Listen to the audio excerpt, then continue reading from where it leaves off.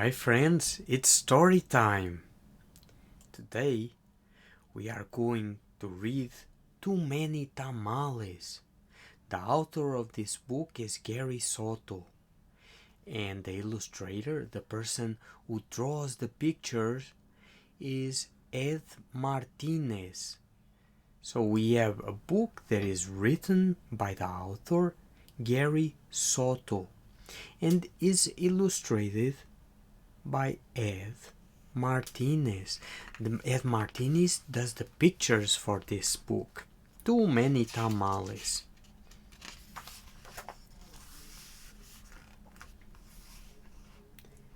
Snow drifted through the streets, and now that it was dusk, Christmas trees glittered in the windows. Maria moved her nose off the glass and came back to the counter. She was acting grown up now, helping her mother make tamales. Their ends were sticky with masa. "That's very good," her mother said. Maria happily kneaded the masa. She felt grown up wearing her mother's apron. Her mom had even let her wear lipstick and perfume. "If only I could wear mom's ring," she thought to herself. Maria's mother had placed her diamond ring on the kitchen counter. Maria loved that ring. She loved how it sparkled, like their Christmas tree lights. When her mother left the kitchen to answer the telephone, Maria couldn't help herself. She whipped her hands on the apron and looked back at the door.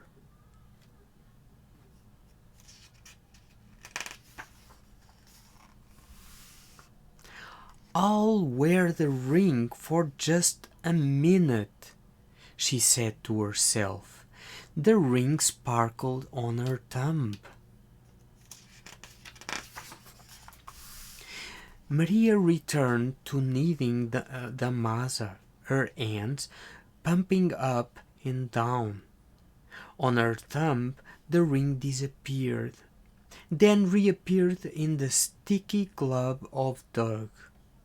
Her mother returned and took the bowl from her. "Go get your father for this part," she said. Then the three of them began to spread masa onto corn husks. Maria's father helped by plopping a spoonful of meat in the center and folding the husk. He then placed him in a large pot on the stove. They made 24 tamales as the windows grew white with delicious smelling curls of steam.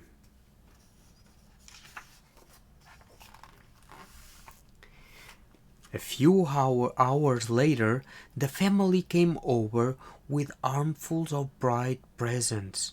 Her grandparents, her uncle and aunt, and her cousins Dolores, Teresa, and Danny.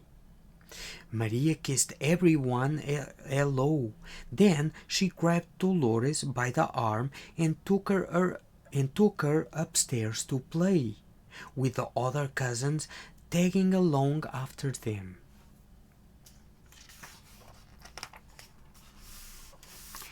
They cut out pictures from the newspapers. Pictures of toys they were opening were wrapped and sitting underneath the Christmas tree.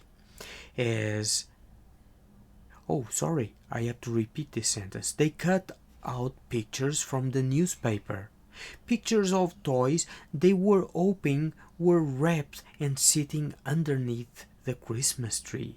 As Maria was snipping out a picture of a pearl necklace, a shock spread through her body.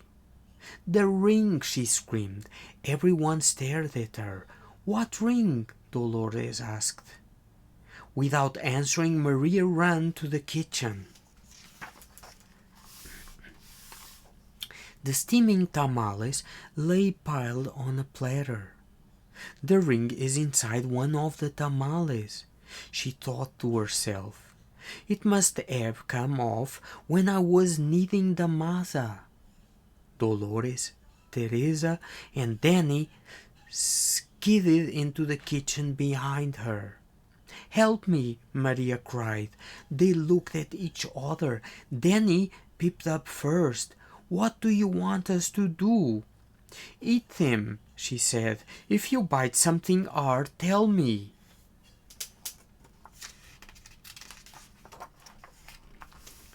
The four of them started eating. They ripped off the husks and bit into them.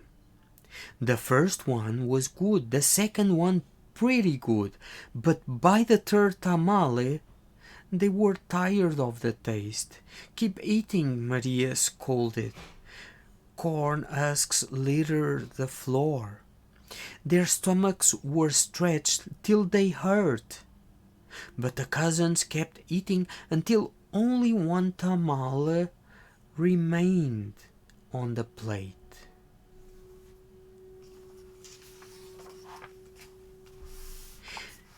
"This must be it," she said.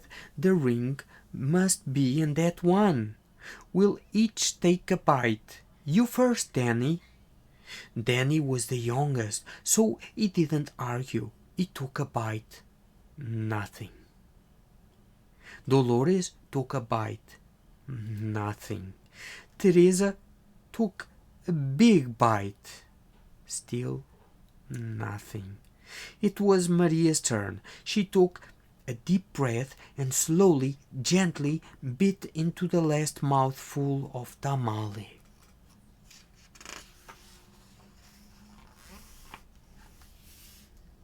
Nothing. "Didn't any of you bite something hard?" Maria asked. Danny frowned. "I think I swallowed something hard," he said. "Swallowed it?" Maria cried. Her eyes big with her worry, she looked inside his mouth. Teresa said, "I didn't bite into anything hard, but I think I'm sick." She held her stomach with both hands. Maria didn't dare look into Teresa's mouth. She wanted to throw herself onto the floor and cry. The ring was now in her cousin's throat, or worse, his belly. How in the world could she tell her mother? "But I have to," she thought.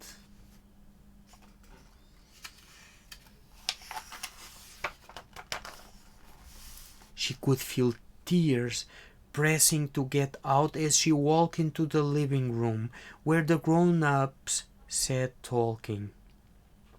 They chattered so loudly that Maria didn't know how to interrupt. Finally, she tugged on her mother's sleeve.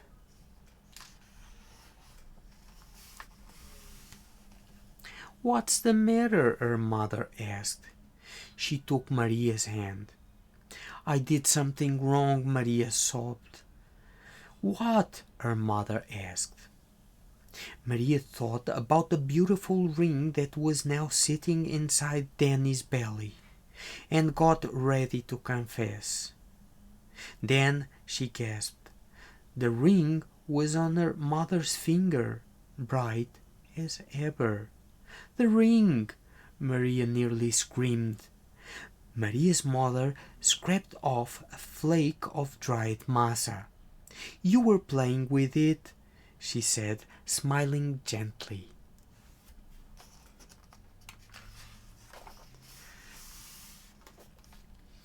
"I wanted to wear it," Maria said, looking down at the rug. Then she told him all about how they'd eaten the tamales. Her mother moved the ring a little on her finger. It winked a silvery light. Maria looked up, and Aunt Rosa winkled at her too. "Well, it looks like we all have to cook up another batch of tamales," Rosa said cheerfully.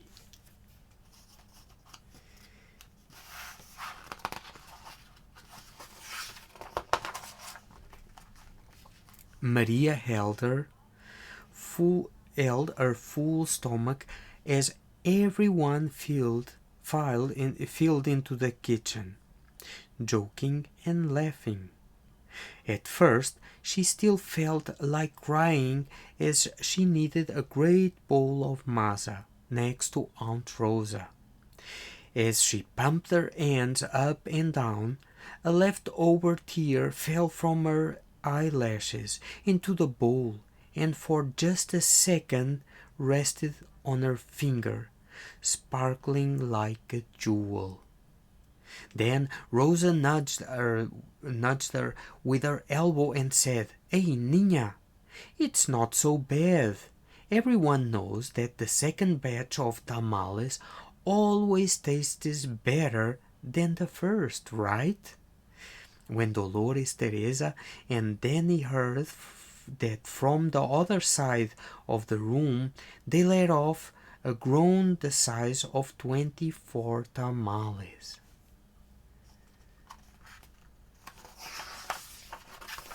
Then Maria couldn't help herself. She laughed, and pretty soon everyone else was laughing, including her mother. And when Maria put her hands back into the bowl of masa, the leftover tear was gone. And that's the end of our story for today. Too many tamales. Maria is upstairs playing with her cousins when she remembers the ring. Why does she run to the kitchen? What does she find there? Why Maria runs to the kitchen when she's playing with her cousins? And what does she find in the kitchen? I hope you can answer to this question. Make a video and upload it to your backpack. Thank you, my friend. Tomorrow we will have another story time. Bye bye.